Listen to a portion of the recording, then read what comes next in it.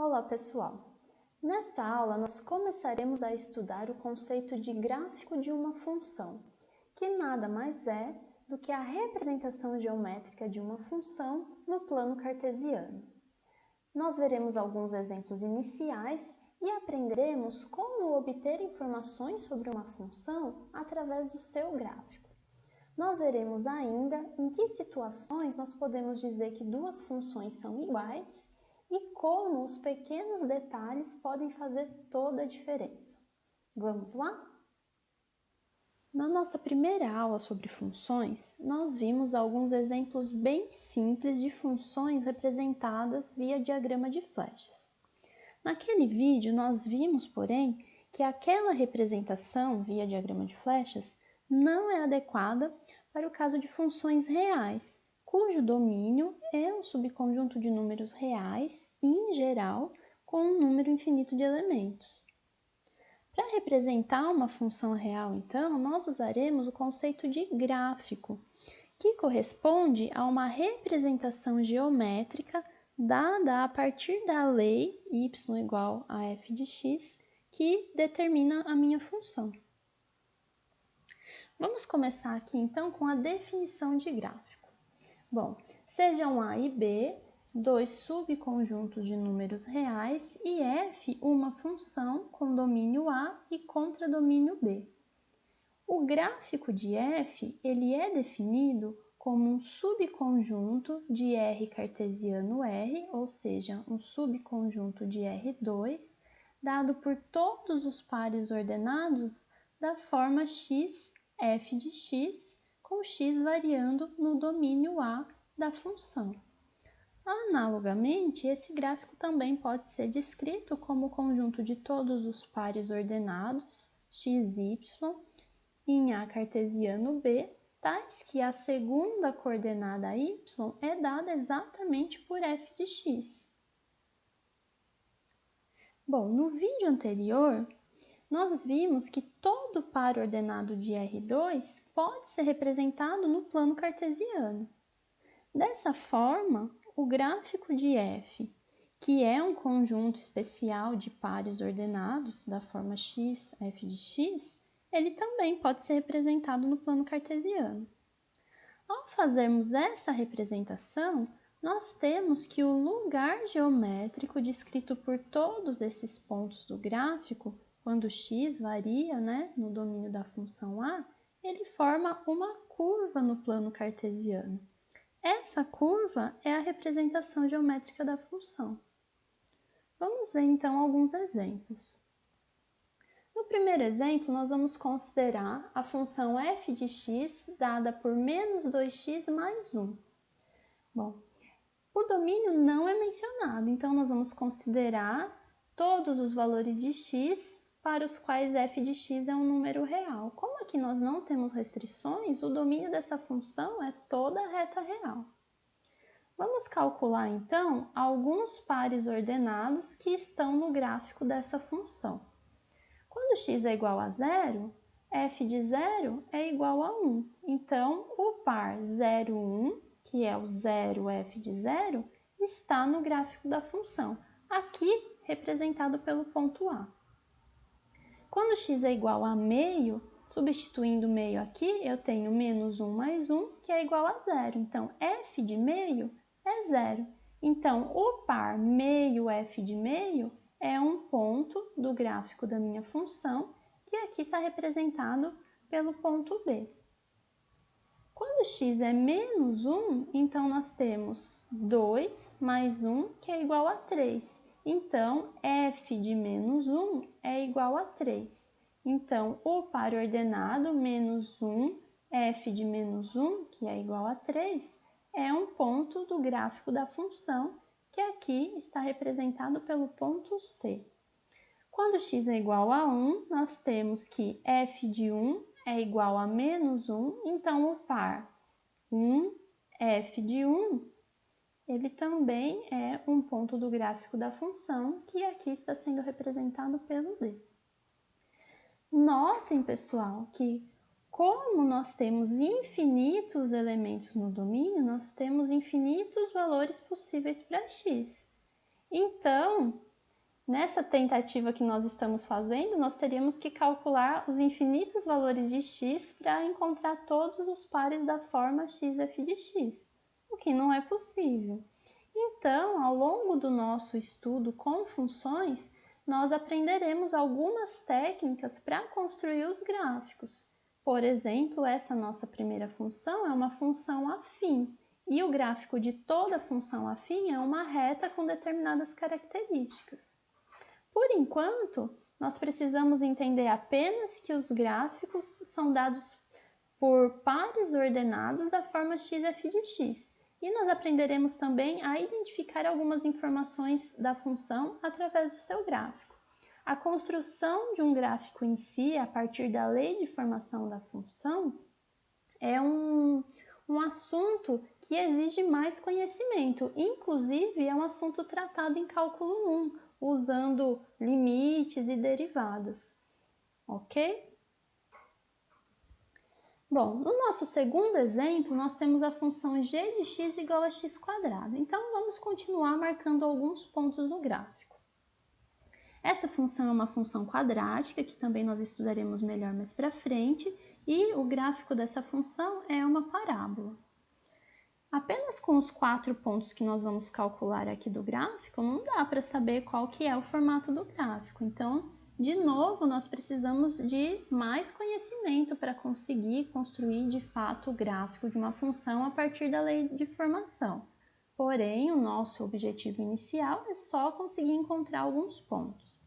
Quando x é zero, g de zero é 0², que é zero. Então, o par 0, g de zero é um ponto do gráfico, aqui representado pelo A.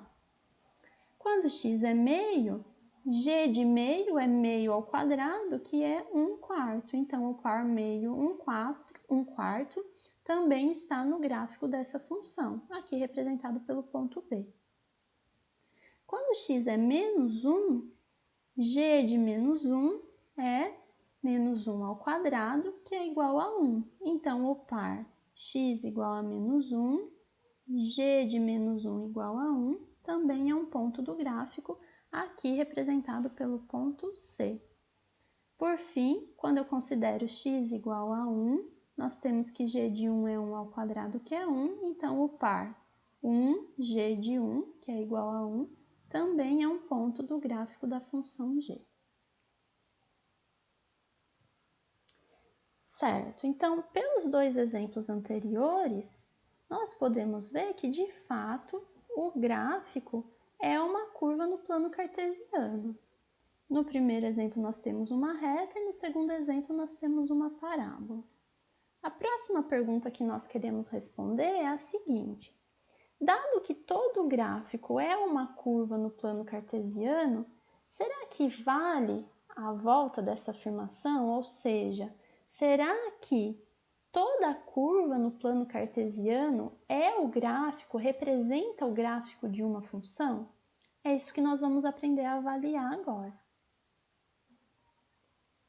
Considere, por exemplo, essas duas curvas. Será que ambas representam gráficos de alguma função? E se sim, é possível encontrar a lei de formação dessa função representada aqui? Vamos começar com essa primeira curva. Bom, vou chamar essa curva azul de C1, cujo o traço, o desenho de uma curva a gente chama de traço. Então, o traço de C1, que está representado aqui no plano cartesiano, ele é definido por essa equação aqui, x² menos y igual a 0. Ah, professora, mas como você sabe isso? Bom, essa informação foi dada previamente, não tem como só olhando para o gráfico saber exatamente qual é a lei de formação aqui dessa curva, qual é a equação que define essa curva. Bom, então, esse conjunto azul desenhado aqui, ele pode ser representado assim: o conjunto de todos os pares ordenados, x, y, que satisfazem essa relação aqui dada pela equação.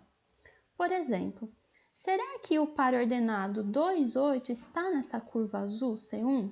Bom, para saber se esse par pertence a essa curva, nós temos que ver se esses valores de x e y satisfazem a equação. Então, no lugar do x, eu vou substituir por 2, e no lugar do y, eu vou substituir por 8. Então, quando eu faço x ao cubo menos y, eu tenho 2 ao cubo menos 8. 2 ao cubo é 8, então 8 menos 8 é 0. Então, quando eu substituo esses valores na equação, sim, eu obtenho 0.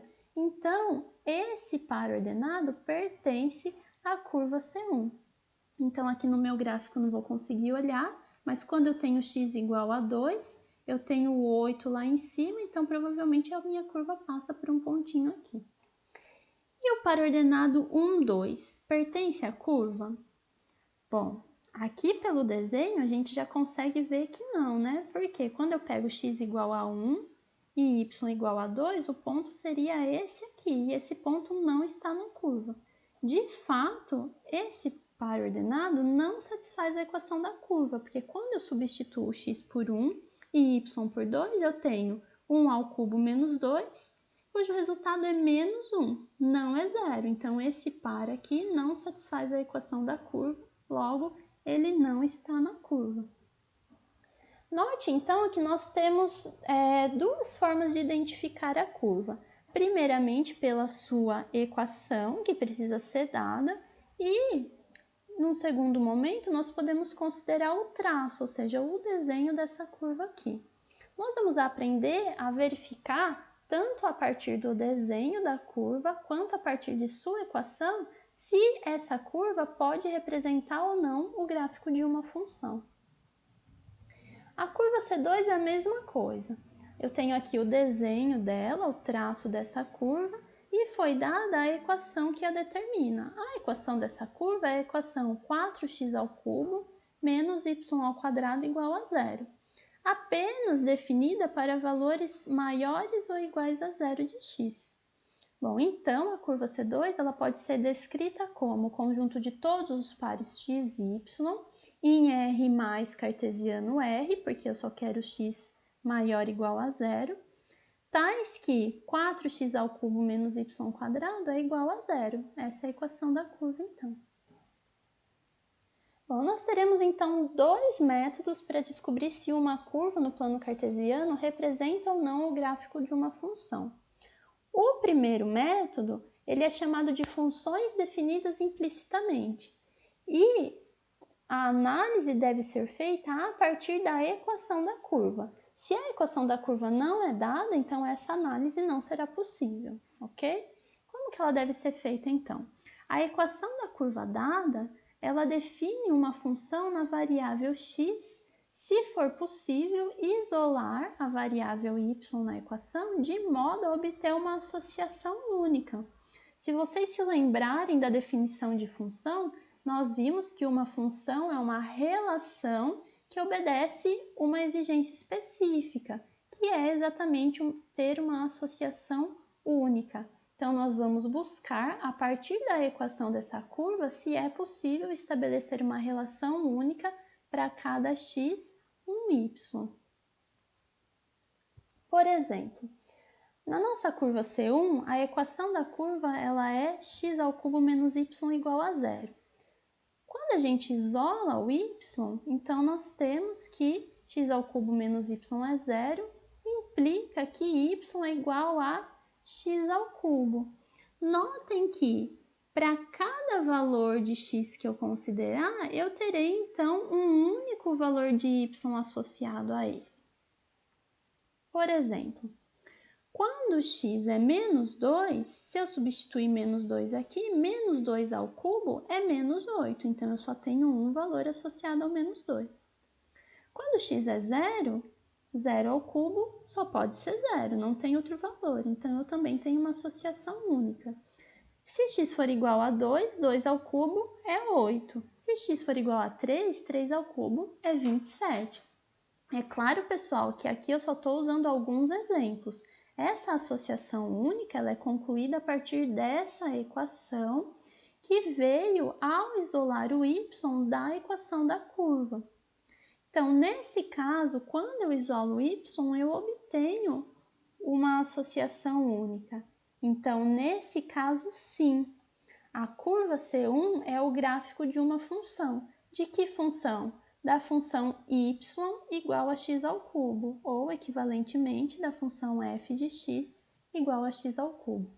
Então, toda essa análise foi feita a partir da equação da curva. Vamos fazer a mesma coisa para a curva C2. A equação da curva C2 é dada por 4x ao cubo menos y ao quadrado igual a zero, para valores de x apenas maiores ou iguais a zero. Bom, o primeiro passo é isolar a variável y. Ao isolarmos a variável y, nós obtemos y ao quadrado igual a 4x ao cubo.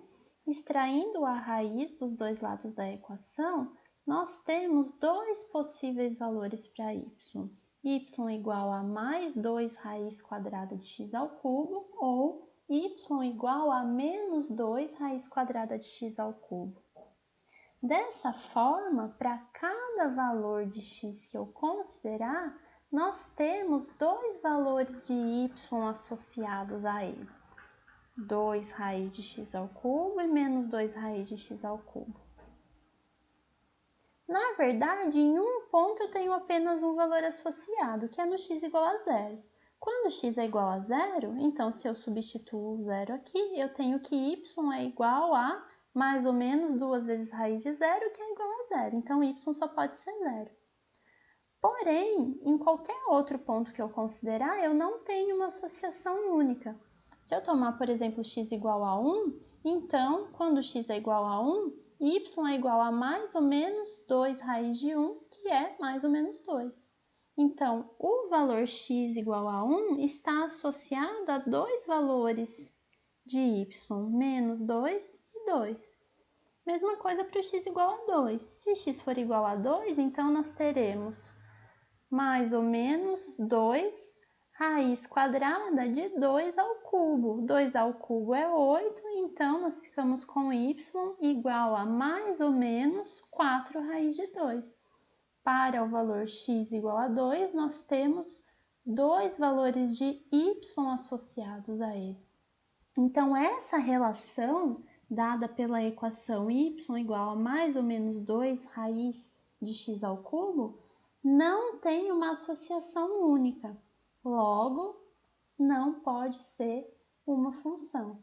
Dessa forma, a curva C2 não pode representar o gráfico de nenhuma função na variável x, porque para cada x nós teremos mais de um y associados a ele. Qual que é o nosso segundo método de avaliação? Bom, o nosso segundo método se chama teste da reta vertical. E essa análise é feita a partir da representação gráfica da curva, ou seja, do seu desenho, do seu traço. Esse método diz o seguinte: uma curva no plano cartesiano é o gráfico de uma função na variável x, se e somente se nenhuma reta vertical intercepta a curva em mais de um ponto. Então, essa análise é uma análise bem mais simples de se fazer. Porém, para poder fazê-la, eu preciso ter o desenho da curva. Por exemplo, nossa primeira curva C1. Para que ela represente, que ela possa representar o gráfico de uma função na variável x, é preciso que nenhuma reta vertical intercepte o traço dessa curva em mais de um ponto. Mas aqui, qualquer reta vertical que nós considerarmos vai interceptar o traço da curva em exatamente um ponto, certo? Por exemplo, se eu considerar aqui o eixo y, que é uma reta vertical, então esse eixo intercepta a curva exatamente no zero.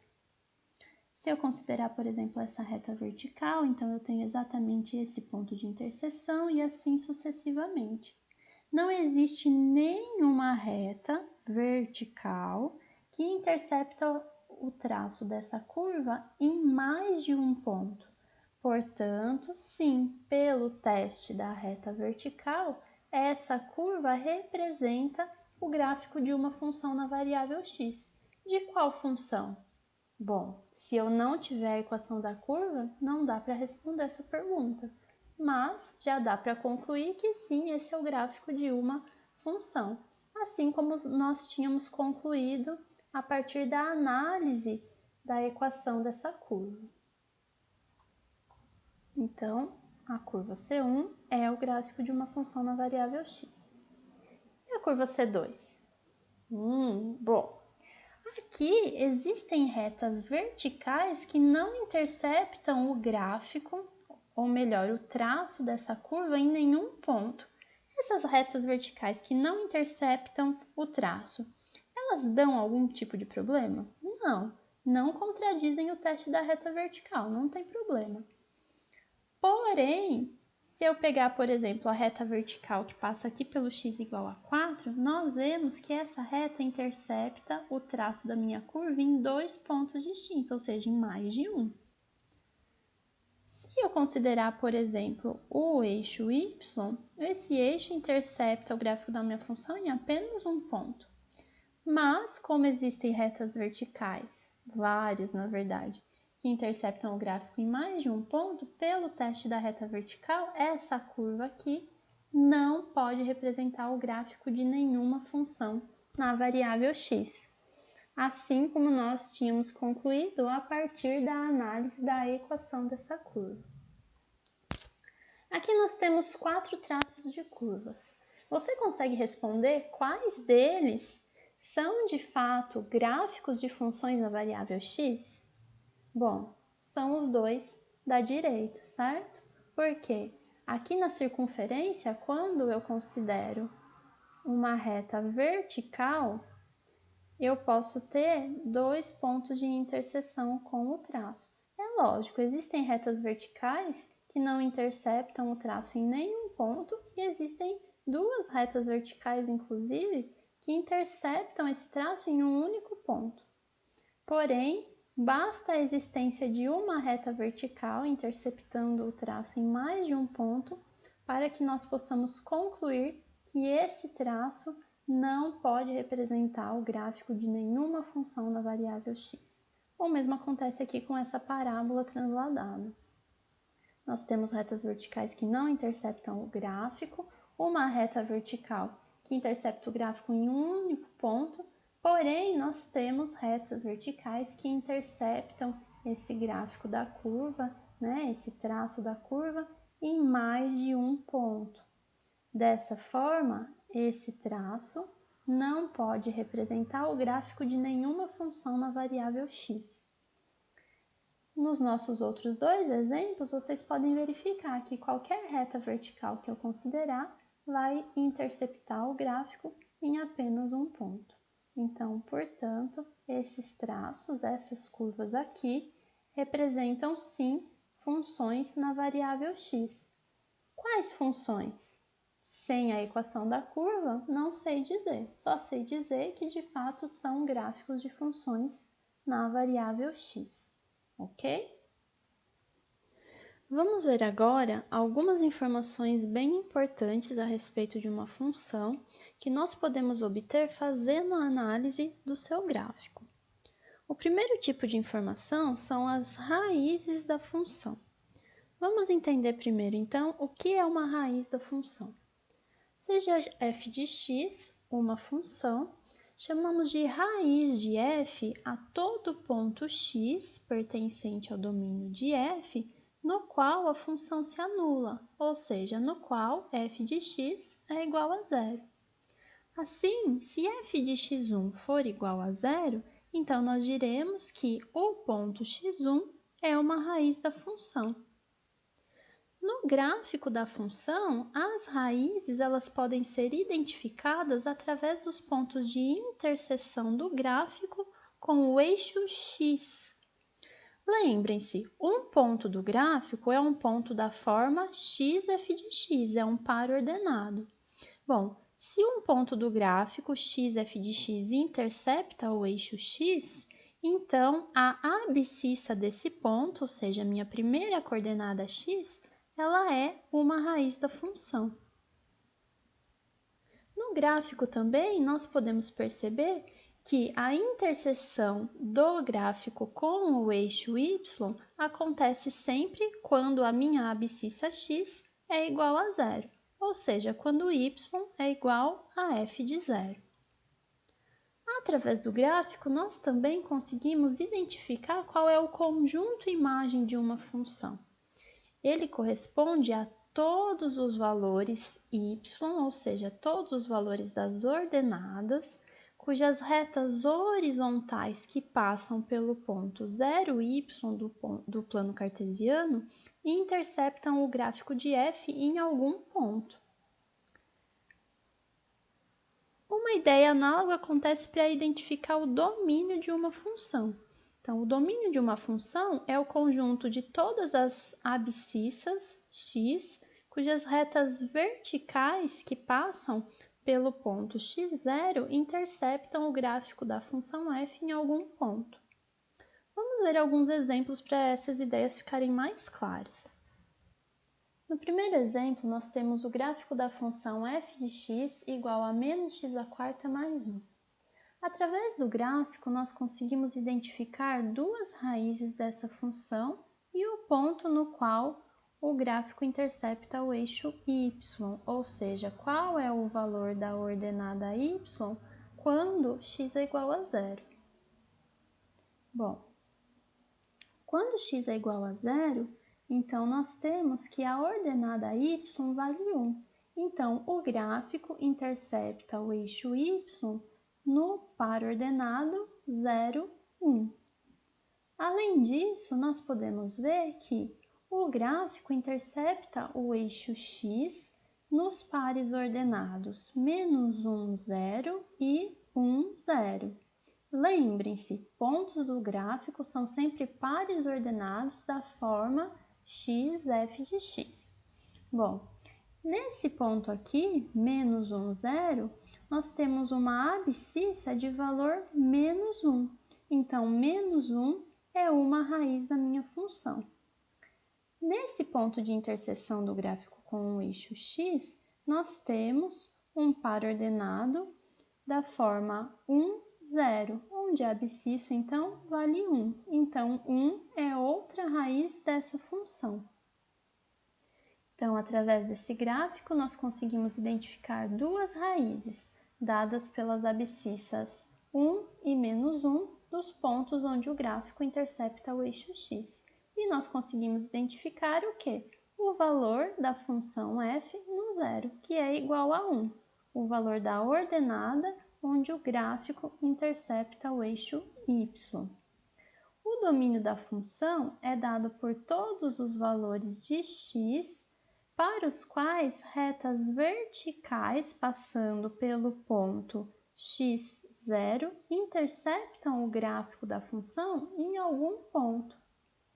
Só que essa figura aqui é um desenho limitado do gráfico, então nós não vamos conseguir enxergar essa interseção da reta vertical com o gráfico em qualquer ponto. Então, por exemplo, para a abscissa x igual a menos 2, ao traçar uma reta vertical, nós não conseguimos enxergar a interseção dessa reta com o gráfico, mas ela acontece. Bom, o domínio dessa função aqui, como ela é uma função polinomial e não apresenta nenhuma restrição, ele é o conjunto de todos os números reais. Então, com certeza, toda a reta vertical, passando aqui pelas abscissas, vai interceptar o gráfico em algum ponto. A ideia para a imagem é parecida. Bom, conjunto imagem é o conjunto de todas as ordenadas, todos os valores de y, para os quais uma reta horizontal, passando pelo ponto 0y, intercepta o gráfico da minha função. Então, por exemplo, o zero, y igual a zero, está na imagem da minha função? Quando eu considero uma reta horizontal, passando pelo 0, 0, essa reta intercepta sim o gráfico da função. Então, o zero é um ponto na imagem da minha função. E o menos 1,5? Será que menos 1,5 é um ponto da imagem?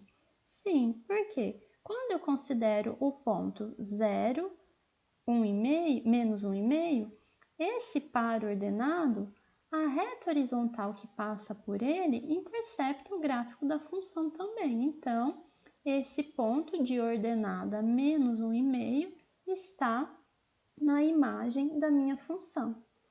E o 1? O 1 está na imagem da minha função? Sim. Quando eu considero o par 0, 1, de ordenada 1, eu tenho que a reta horizontal que passa por ele intercepta também o gráfico da minha função, em um único ponto, mas intercepta. Então, o valor da ordenada 1 também está na imagem da minha função.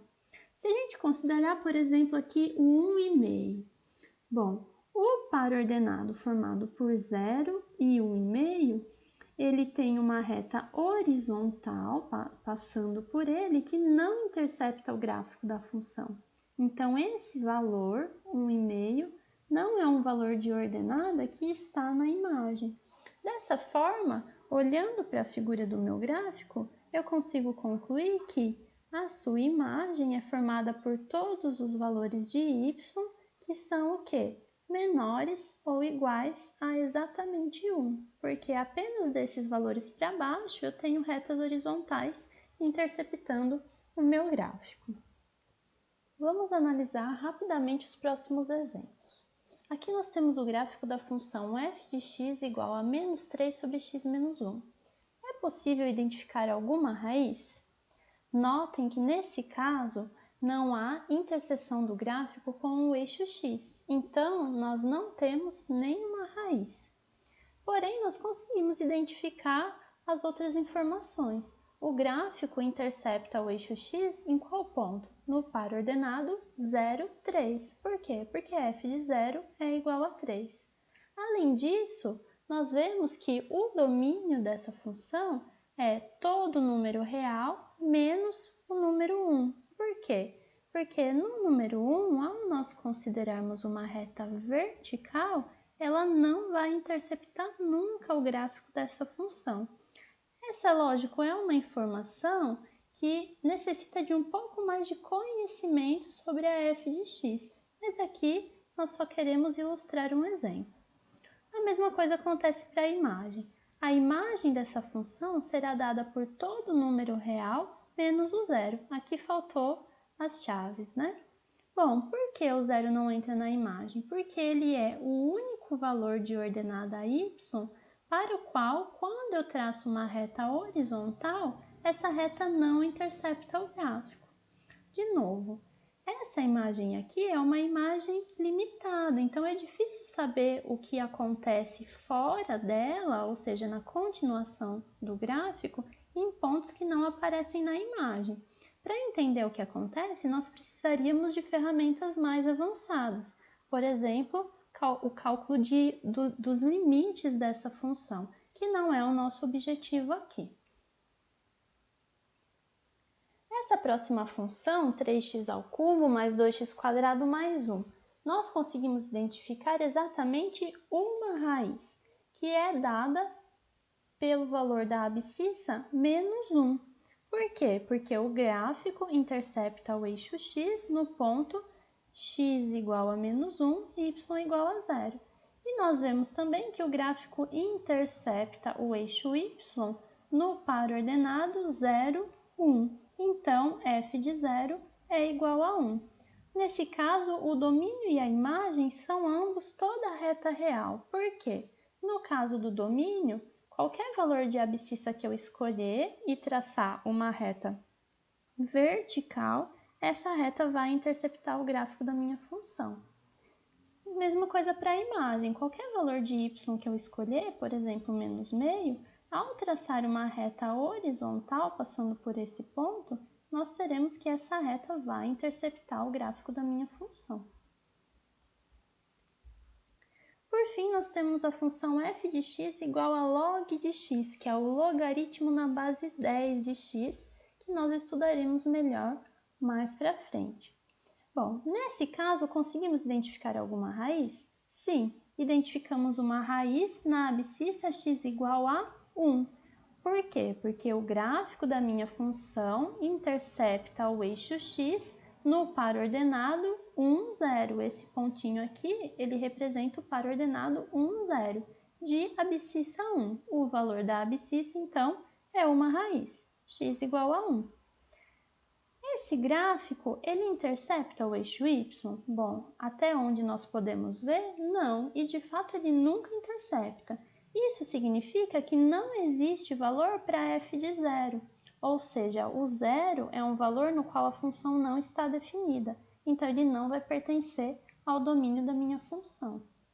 Falando em domínio, quais são os valores aqui que nós podemos ver que estão no domínio da minha função? Bom, notem que qualquer valor positivo, ou seja, de x maior que zero, para o qual eu traçar uma reta vertical, essa reta vai interceptar o gráfico da função. No x igual a zero, nós temos exatamente o eixo y que nunca intercepta o gráfico. E isso acontece também para qualquer valor negativo de x. Se eu considerar qualquer valor negativo de x e uma reta vertical passando por esse x0, então essa reta não intercepta o gráfico. Dessa forma, os valores negativos e nulo de x não estão no domínio, por isso o domínio é apenas R+, sem o zero. E a imagem? Bom, a imagem, qualquer valor de y que nós considerarmos, ao traçarmos uma reta horizontal passando por esse valor, essa reta vai interceptar o gráfico da função em algum momento. Então, aqui, por exemplo, no -1, no -0,2, nós conseguimos ver mais facilmente onde acontece essa interseção. Mas a verdade é que para qualquer valor que nós considerarmos, em algum momento, nós temos que essa reta horizontal vai interceptar o gráfico da função. Por isso, a imagem é toda a reta real, ok? Então, com esses exemplos que nós vimos, nós podemos verificar que nem sempre uma função tem raiz, uma função pode ter uma raiz, duas raízes, pode ter até mais raízes. Uma função pode ter um gráfico que intercepta ou não o eixo y e o seu domínio e sua imagem podem variar, ok? Todas essas informações nós conseguimos obter estudando o gráfico da função. De novo, a nossa análise ainda é limitada, porque nós temos ferramentas limitadas, mas nós já conseguimos identificar elementos importantes da função através da análise do seu gráfico. No último tópico dessa aula, nós aprenderemos a identificar quando duas funções são iguais. Nós dizemos que duas funções f e g são iguais se elas satisfazem as três condições abaixo. Primeiramente, é preciso que os seus domínios sejam iguais. Nós precisamos também que os respectivos contradomínios dessas funções sejam iguais. E, por fim, que as leis de formação ou leis de associação dessas respectivas funções sejam as mesmas para todo x no domínio considerado.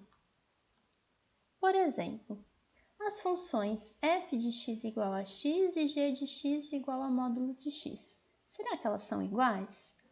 Bom, a verdade é que isso depende. Depende de quê? Depende dos domínios de f e g considerados. Por exemplo, se nós considerarmos que o domínio de f e g são ambos o intervalo fechado 0, 1.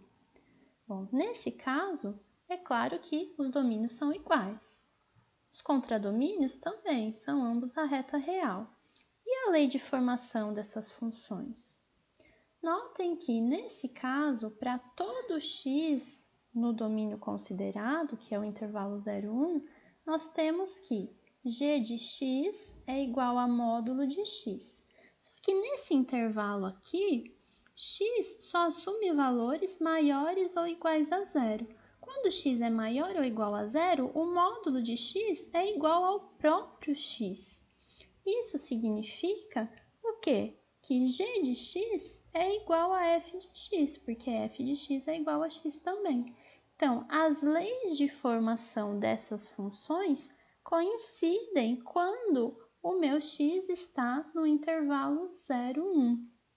Portanto, sim, para todo x no 0, 1, as leis de formação são as mesmas, logo nós podemos afirmar que as funções f e g são iguais neste domínio considerado. se eu considerar um outro domínio? Por exemplo, se eu considerar o intervalo -1, 1. Bom, nesse caso, eu estou considerando que ambas f e g estão definidas no intervalo -1, 1. Será que eu posso dizer que elas são iguais nesse caso? Bom, os domínios são os mesmos, então a primeira condição é satisfeita. Os contradomínios também são dados pela reta real e coincidem.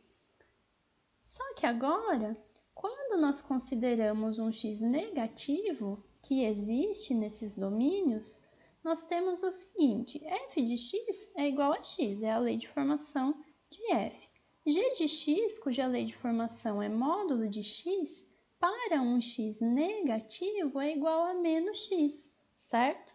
Sempre que nós consideramos o módulo de um número real, se esse número for negativo, então eu tenho que trocar o sinal para tirar o módulo. Sendo assim, nesse caso, as leis de formação não vão coincidir. Vejamos aqui.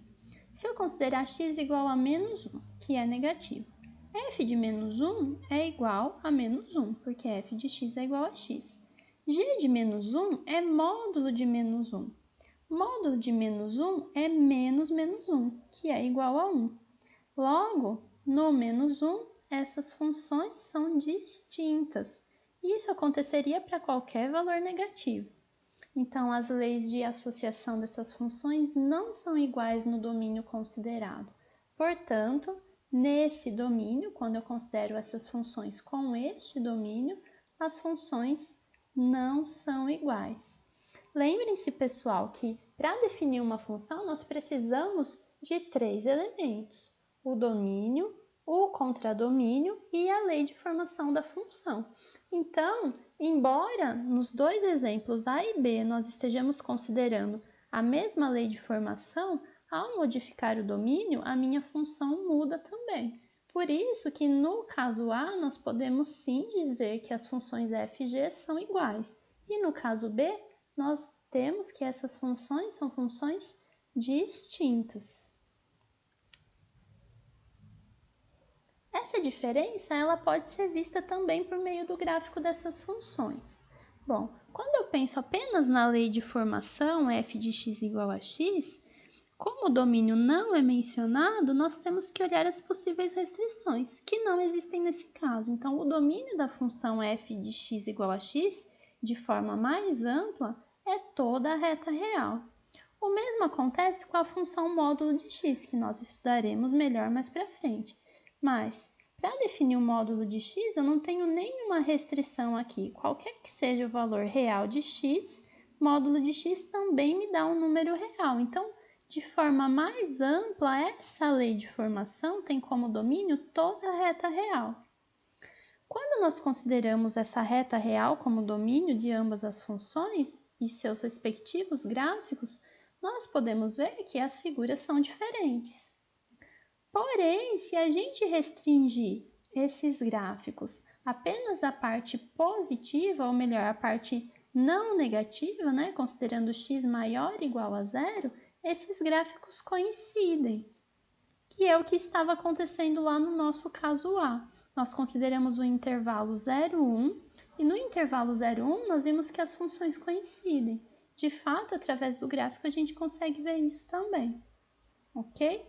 Então, essas funções passam a ser distintas a partir do momento em que eu considero pontos no seu domínio com valores negativos. Vamos considerar agora um novo exemplo. Verifique se as funções f e g são iguais. Notem que f está definida no domínio R menos os pontos 0 e 1, então eu estou excluindo apenas dois números reais da reta. A mesma coisa acontece aqui para o domínio de G. Ambas as funções também têm como contradomínio a reta real. Bom, a função f é dada pela lei de formação. F de x igual a menos 3x sobre x² menos x. E a lei de formação de G é menos 3 sobre x menos 1. A primeira condição, que é a de que o domínio dessas funções seja o mesmo, ela é satisfeita. A segunda, de que os contradomínios sejam iguais, também é satisfeita. Agora nós precisamos analisar as leis de formação. É lógico que, a princípio, parece que essas expressões são diferentes. Mas como aconteceu no caso anterior, a gente tem que verificar se sobre o domínio que eu estou considerando, essas expressões são realmente diferentes. Nesse caso, então, nós temos que f de x, que é menos 3x sobre x² menos x, pode ser escrita com esse denominador fatorado.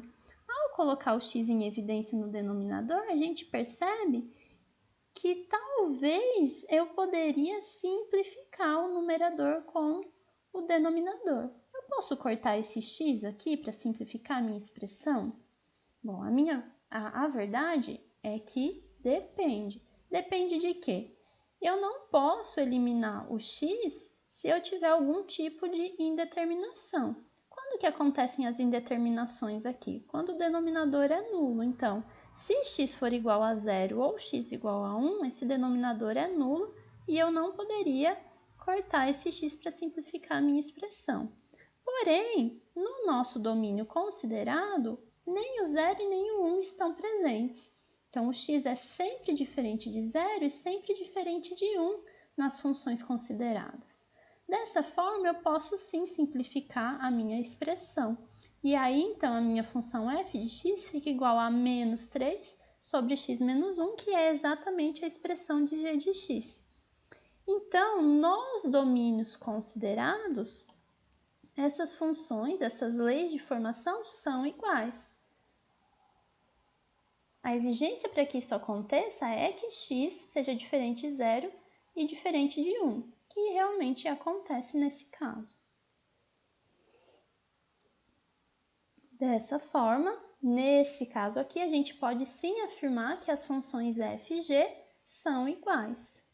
O que acontece com essas mesmas leis de formação de f e g no ponto 0 e no ponto 1? Bom, quando x é igual a 1, essas duas expressões têm uma indeterminação. Por quê? Porque o x igual a 1 anula ambos os denominadores. Se eu substituir x por 1, então eu tenho 3 dividido por 0. Não posso ter denominador nulo, então isso é uma indeterminação.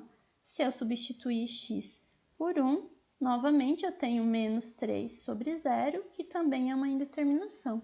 Então, ambas as leis de formação possuem uma indeterminação em x igual a 1. E o que acontece em x igual a 0, que era o outro ponto que estava excluído do meu domínio no exemplo anterior?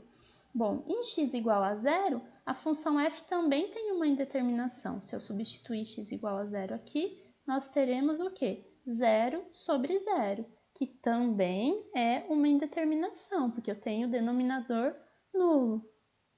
Porém, na função g de x, isso não acontece. Se eu substituir o x igual a 0 aqui, nós temos que nesse ponto, g de 0 vai ser 3. Por quê? Porque eu fico com menos 3 dividido por menos 1, que é igual a 3. Ou seja, a função f tem uma indeterminação em x igual a 0, mas a função g não tem uma indeterminação em x igual a 0. Ela está bem definida. Em x igual a 0, a função g assume o valor 3. Dessa forma, f de 0 é diferente de g de 0. Esse é o único ponto em que nós temos um comportamento distinto dessas funções. Dessa forma, nós podemos dizer que as funções dadas por essas leis de formação são iguais? Novamente, a resposta é: depende do domínio considerado. Se no domínio considerado estiver o x igual a 0, que é o ponto onde essas funções são distintas, é o único ponto onde essas funções são distintas, então eu não poderei dizer que essas funções são iguais. Nossa, Camila, só por conta do x igual a 0, se eu tiver infinitos pontos onde essas funções coincidem, mas elas não coincidem apenas no x igual a 0, ainda assim elas são diferentes? Sim, ainda assim elas são diferentes. Isso pode ser visto através do gráfico dessas duas funções. Aqui a diferença é bem pequena, mas se a gente perceber, o gráfico em azul é o gráfico da função f. Quando nós consideramos x igual a zero, essa função não assume nenhum valor. Então, notem que aqui eu tenho uma bolinha aberta. Por quê? Porque nesse ponto a função tem uma indeterminação, então ela não está definida no x igual a zero. Já no caso da função g, lembra, quando nós calculamos, g de zero era exatamente 3. Então, essa função está bem definida no 3. Então, em x igual a zero, g está bem definida, em x igual a zero, f tem uma indeterminação, não está definida. Fora isso, fora o ponto x igual a zero, os gráficos das funções coincidem em todos os outros pontos, porque ambas as funções coincidem em todos os outros pontos. Então, o nosso problema é exatamente esse pequeno detalhe, que faz, sim, com que as funções f e g sejam distintas desde que elas estejam definidas em um domínio que contém o x igual a zero. De acordo com a definição, esse pequeno detalhe, um ponto no domínio, pode determinar se duas funções são iguais ou não. Na matemática, em geral, é assim. Mínimos detalhes fazem toda a diferença. Por isso, pessoal, é preciso que nós estejamos sempre atentos. Eu encerro essa aula, então, com uma afirmação do melhor detetive de todos os tempos, que inclusive tinha como arquirrival um professor de matemática. Muito obrigada a todos e até a próxima aula.